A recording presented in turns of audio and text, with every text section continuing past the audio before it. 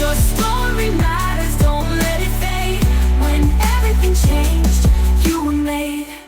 Welcome back to the One Stories podcast. Today I am joined with Consuela Muñoz. Welcome, Consuela. Hi, Wendy. Excited to be on your show. Yeah, and so this is really cool because after this interview will be Consuela's One Story. So you can actually listen to her Ditching Average talk. It's pretty awesome. So do you want to introduce yourself and tell everyone a little bit about who you are and what you do? Yeah, so I am Consuela Muñoz, and I am a speaker, author, a Gallup certified strength coach, and I really care about people being excited to go to work. I can talk about strengths at the drop of the hat to anyone who wants to, but I really feel like it's important step in getting the most out of life and what you're meant to do here. That's awesome. So how did you get involved in that, working with strengths? I know some of it's in your talk, but just as kind of a little added for who's listening to the interview, how did you get interested in this? Yeah, so strengths, I actually had went to a conference, and it's kind of mandatory, like you're a naughty troublemaker, you need to go to this conference kind of thing. And while I was in the conference, there were so many different breakout sessions, and I stumbled into this really small breakout session, and it was a lady up there talking about her strengths, and I just fell in love. I was like, wow, this is really awesome. This is like the best thing. It was like the best session I had attended the whole weekend. We were there for 3 days.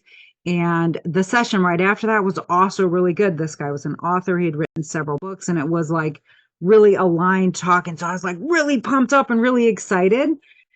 And just like anyone else, though, I came back from the conference and the real world hit. And even though I really wanted to learn about my strengths, everything else was going on. And so I didn't do it right away until I did. And once I did, and once I took the strengths, I was like, holy, this is amazing. Like, I absolutely love this.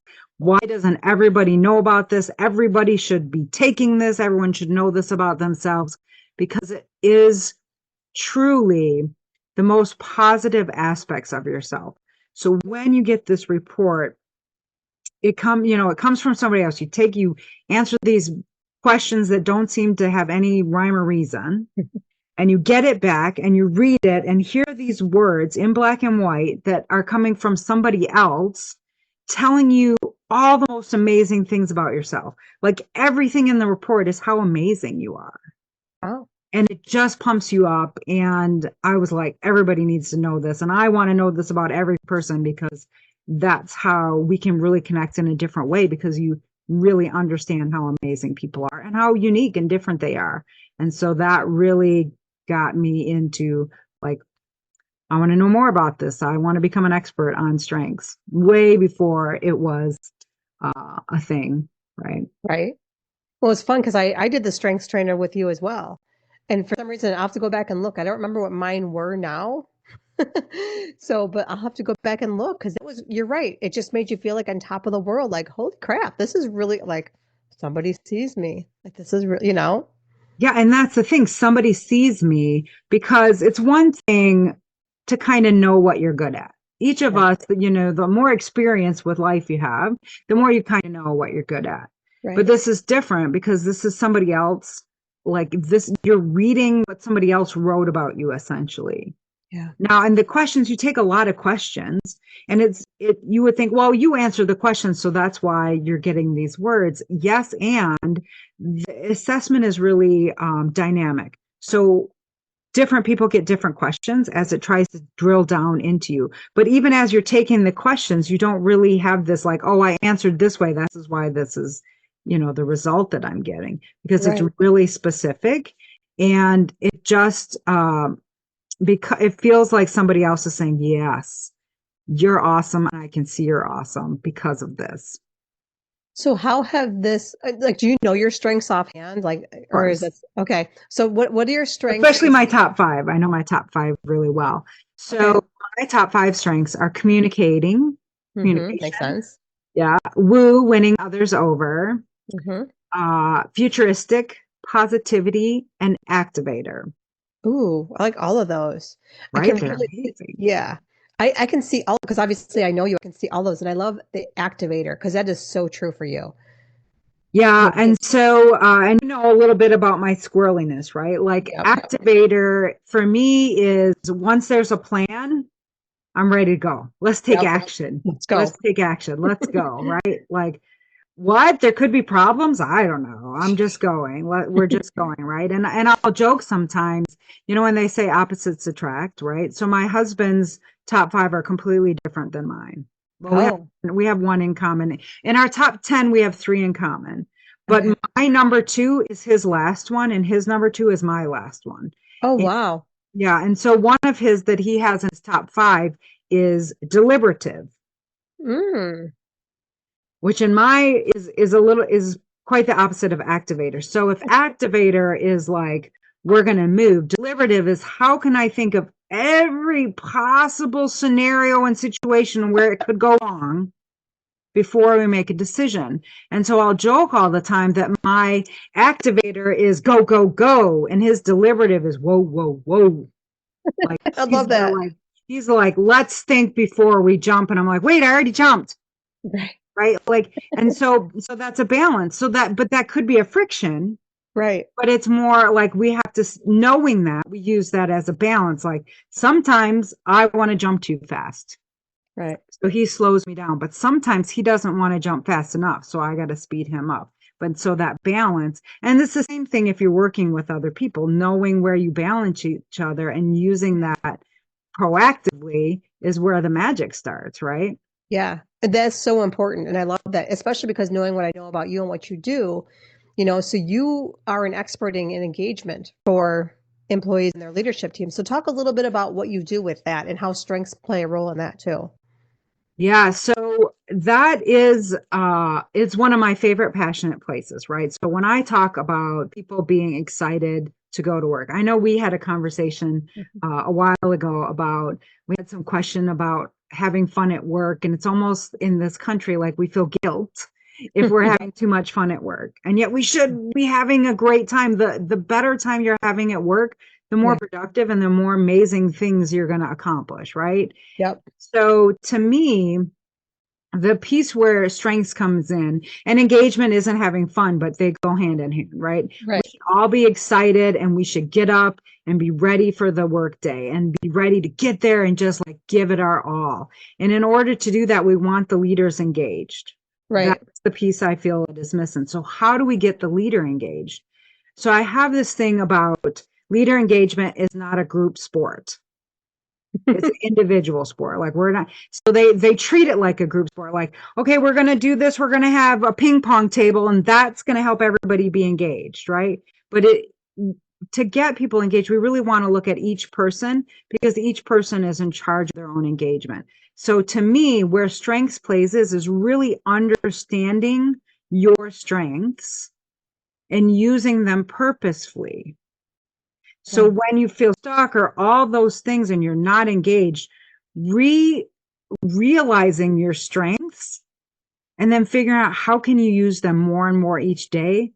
That's how you become engaged. So I call it strengths activated engagement, right? Like you get engaged when your strengths are activated. And once you're activated, it's much easier to work with those people that report to you and get them activated as well. And the more you help them realize their strengths and they get activated, the more the entire team is just, on fire with being lit up from within with their activation and how ready they are to achieve things. But Yeah. knowing your strengths is the first step for that. Yeah. And is it harder, do you think, to get the leaders engaged or the employees to get engaged?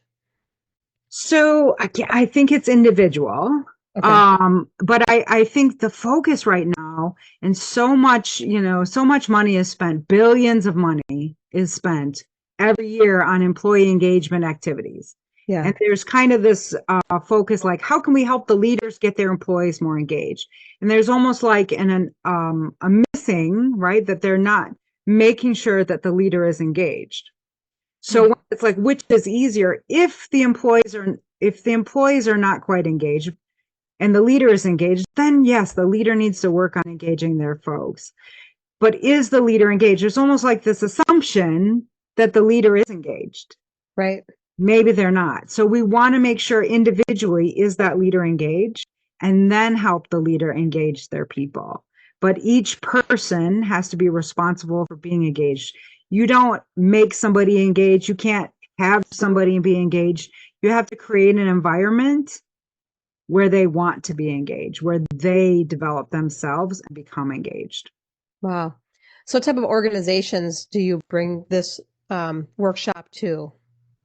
So I bring this to any organization that's looking to really, my thing is about achieving what others think is impossible, right? So anyone whose team you feel like is stuck, or you're having, there's some tension, we can ease some tension by getting through the strengths, or anybody who's really is developing a brand new team and wants it to hit the ground running, right? That's a great time to bring this kind of work in and get everybody all firing at the same time. Right. Oh, that's so cool. Okay. So then let's talk briefly about your one story, because that's going to be played after we are done with this interview and stuff. What was that process like for you, to bring in what you do and tie it to who you are and your personal story? What was that like for you? So I know during the When stories, we had the one word, and today I'm really feeling just really powerful. Like the process is really powerful. Okay. I can be maybe less emotional than some folks, right? And you really, get us to dig a little deeper, right? But tying it into what you already do and tying in your story, the story of you, Yeah.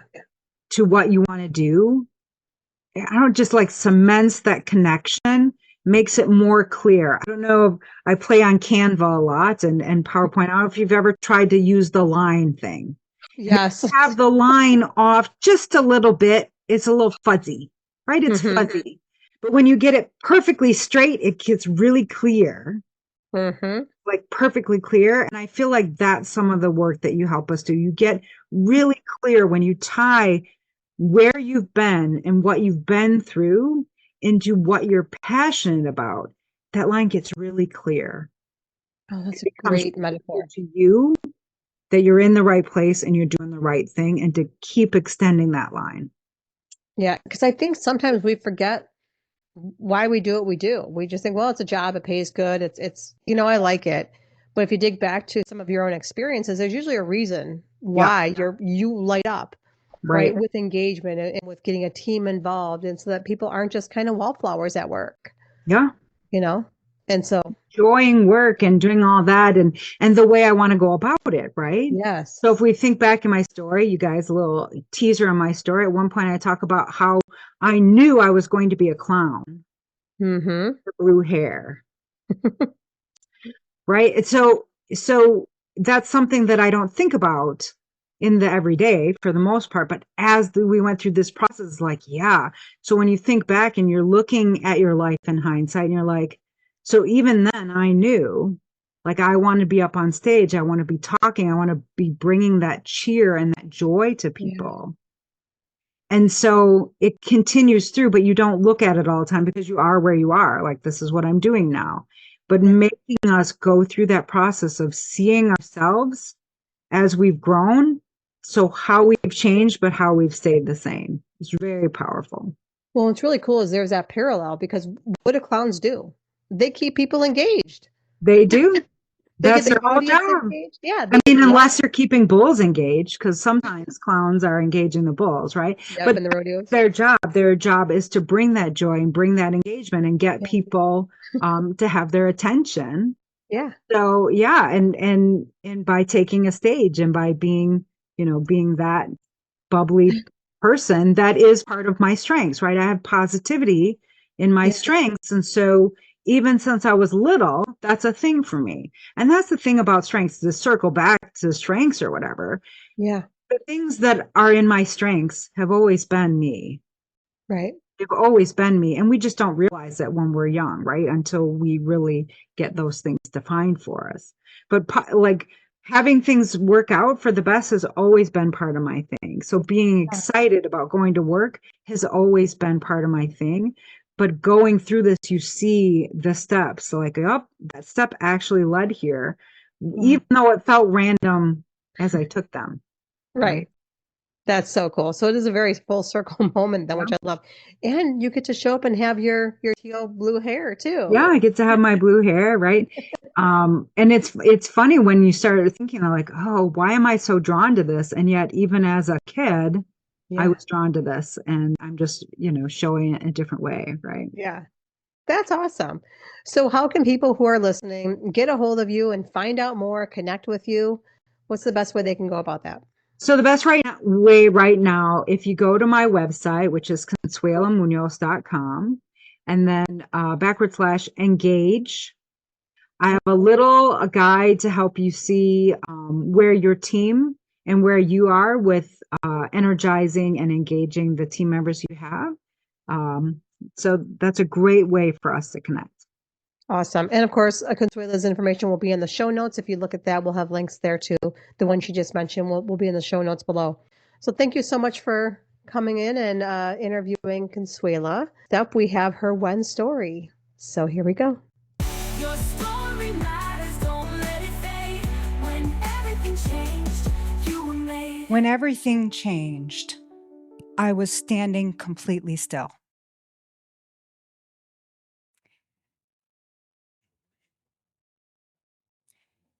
There was nothing special about that Tuesday morning. I was walking into work like I do any other day. The sun was streaming through the windows, warm on my face, when suddenly it clicked. I was completely average, and I had been so my entire life. This was like a shift in the universe that only I could feel. Like this deep, undeniable knowing. And as I stood there frozen in place, everything kept moving around me in a blur. People kept talking, life went on, completely unaware that for me, my entire world had just changed. And then I started listing off all the ways that I was average. I was smart, but not a genius. I was pretty, but not gorgeous. I'm about the average height. And nothing really bad had ever happened to me, but also nothing really amazing. I went to work day after day, week after week, year after year, and for what? Well, no more. And as I stood there in that moment of realization, I started to wonder, how did I get here? Have I always been this average? Growing up, we lived in a big house, 5 bedrooms, 2 bathrooms, an office, a kitchen with a table that sat 8 people, a large yard with a white picket fence, a full garden, a 2-story tree house. We were the place to be. Everybody came to our yard for fun. We had everything we could need. Now, did I know that we had less than some people? Yeah, I did. But we had more than others as well. Did we get hand-me-down clothes from some of the folks at church? Yeah, but so did everybody, right? I knew that times were, money was tight for us. But I also really felt like we were solidly middle class.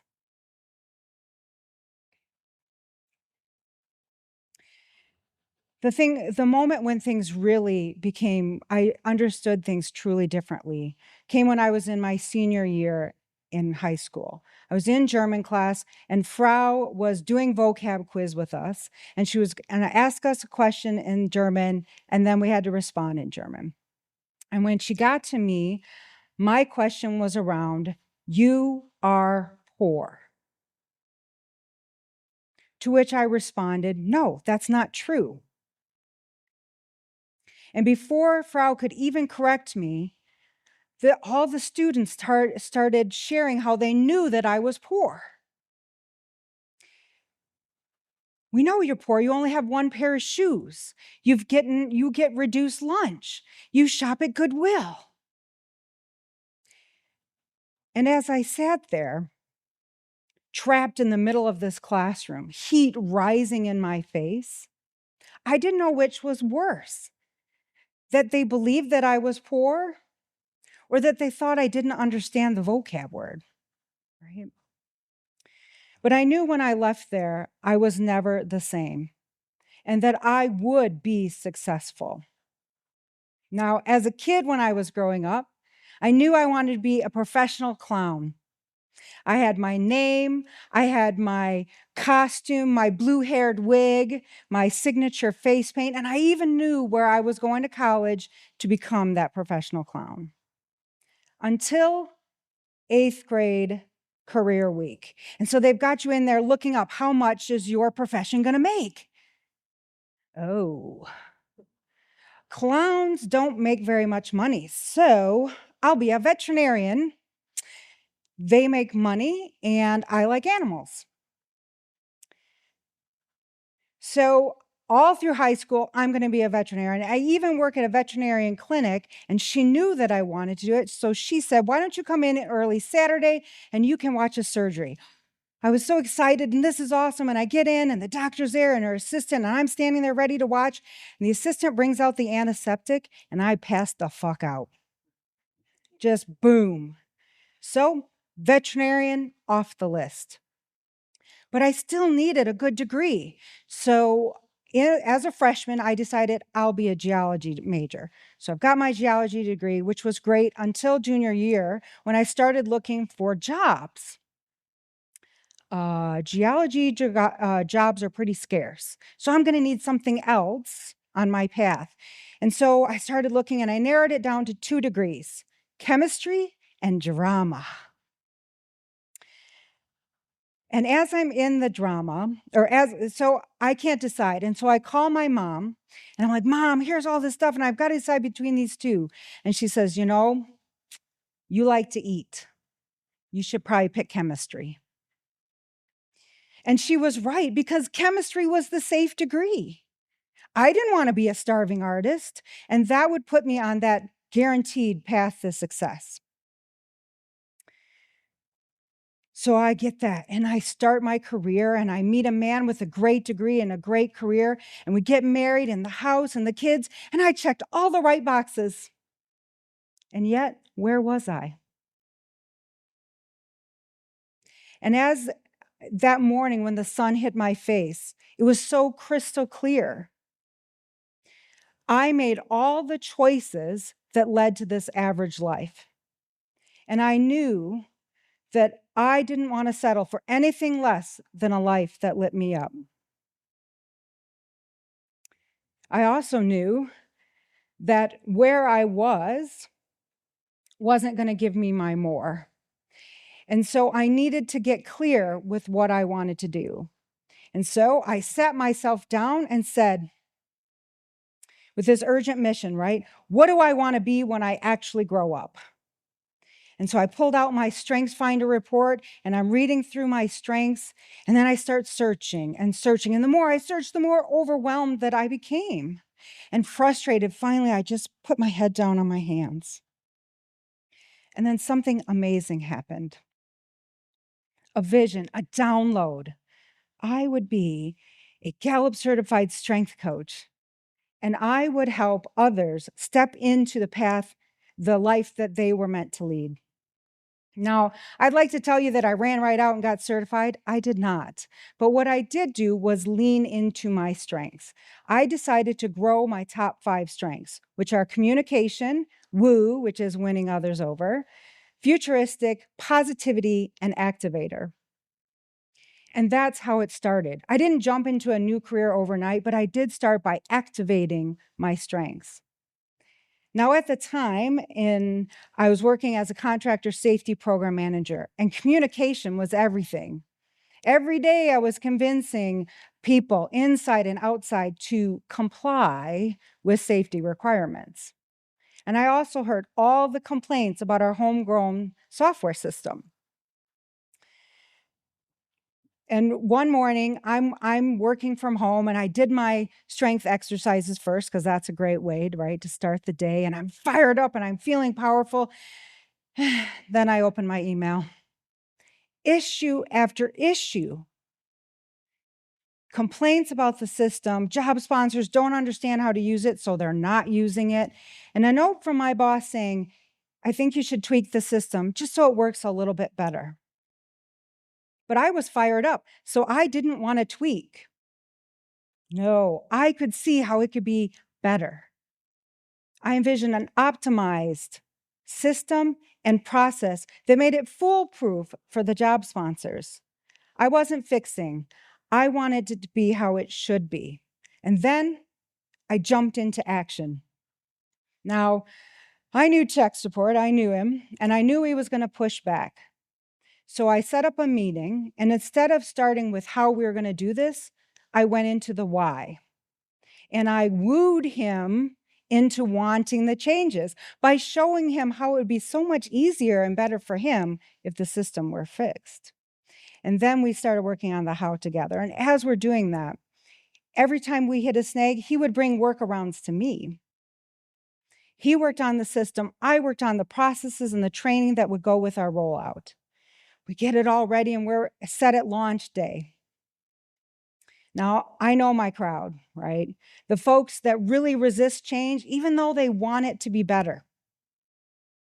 Those old timers that live for those gotcha questions. But I was ready. For every question they had, I had an answer. For every doubt, I had a solution. The training went off smoothly, and the system revealed without a hitch. And suddenly our old system was looking brand new.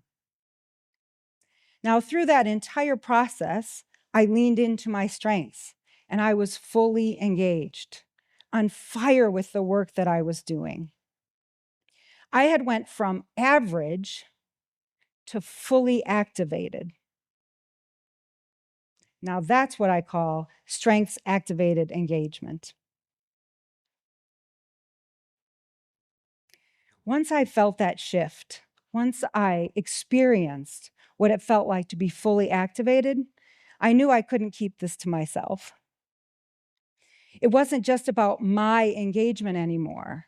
If strengths could light me up, what would happen if I could do the same for someone else? Now, at the time, I was part of the career development subcommittee for our women's resource group. And our leader came into one meeting and she was fired up, and she had just heard Tom Rath, who is a superstar in the strengths world, speak. And she said, I'm wondering if anybody would want to create a program around strengths. My hand shot up and my face was screaming, pick me, pick me, pick me. And so I was tasked with creating a program and bringing it back to the group to review. They also assigned me a brand new team member, Karen, to help me. So when we got together, I said, so what do you know about strengths? And she said, nothing. All right. So we started with her taking the assessment. And then as I helped her develop her strengths, we developed the program, me on content, her on logistics. And we had no strengths in common at all. But instead of clashing, we balanced each other out. So we proposed a 9-week program with a budget for 12 participants. Our leader looked it over, reviewed it, and she said, don't worry, if no one's interested, we'll find you something else to work on.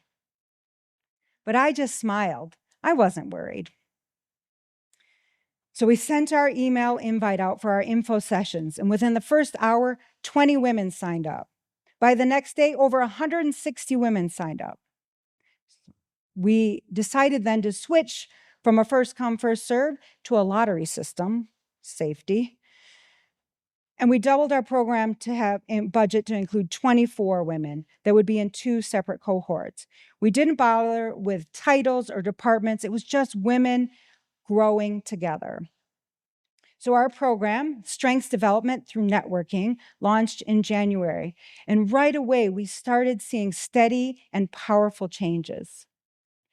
One of the ladies who was in the program had showed up and she was very quiet. She hardly spoke. She showed up wearing all gray, like she was trying to disappear into the background. And she slowly started showing up differently. During our last session, she came in and she was talking about how all her teammates, her coworkers were asking her, "Have you lost weight? Did you get your hair cut?" They knew something was different about her, but they couldn't put their finger on what it was. And I wasn't surprised because she was practically glowing from the inside out with how engaged she was. Now, shortly after the program ended, she went to her boss to pitch a new role based on a gap she's seen, one that aligned with her strengths. He agreed with her, created the role, and promoted her to it. And that's when I understood. Leader engagement leads to team engagement. And that's what strengths engagement's all about.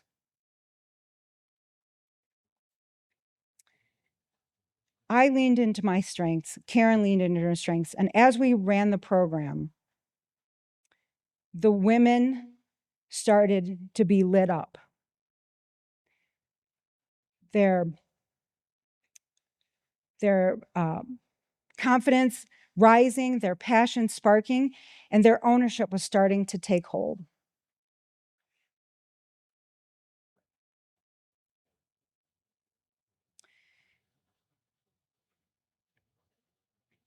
As a result of the program that we run, some of the people in there happened to be directors, and they were speaking highly about the program in rooms that I wasn't in. And as a result of that, I was encouraged to apply for a position for the VP of HR. Now, I had no VP experience. I had no HR experience. I had no HR degree. And we spent most of the interview talking about the program that I created. And little old me with no HR experience landed the job. But somewhere between where I accepted the job and when I started the job, everything changed. I showed up that first Monday morning and she said, "You're not going to be doing HR generalist work. What I need you to do instead is to create this online university from scratch, from a blank page, something I had never done." In less than 2 months. Talk about the impossible. Oh, and one more thing. I'd really like it if you could give it a brick and mortar feel. So, of course, me, with no experience, blurted out, "Well, then we need to have a mascot." And instead of shutting it down, she leaned in. She said, "Well, what kind? An owl?" She's like, "Yeah, I want you to go to creative and get some logos made, and then we'll see." So I went to creative and we had our discussion. We come back. I'm so excited about the designs that we bring back, and I show them to her. Her face was shock. She had been expecting a cute little owl with a graduation cap. And what I had instead was this owl with its wings out fierce and its feet, its talons ready to go. Very, very different. And so now I'm panicking, like, oh. But she said these magical words to me. "You are better at this than me. I trust your judgment." That was amazing. And so we got ready with our launch, and we launched with swag bags and recognition coasters and a live mascot and a naming contest and videos.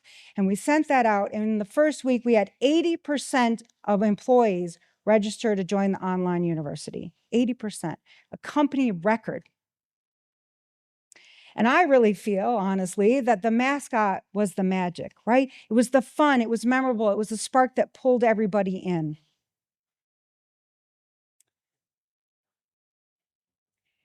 We were able to do something that seemed impossible and had a spectacular result. That's what being engaged can get you. Now, when I had my adult daughter read what I wrote about being average, she looked at me and she said, I get it, what you're saying about being average, but you've never been average. And she was right. In that moment, when everything changed, I felt average. And I looked for all the proof that I was. Even though deep down, I knew that I was meant for more, that I was capable of much more than I was being asked for at the time. But just knowing it isn't the key. The key is, how do we get there? And it starts with an individual. It starts with a leader, and that leader is you. Because when you identify and grow your strengths, you achieve strengths-activated engagement.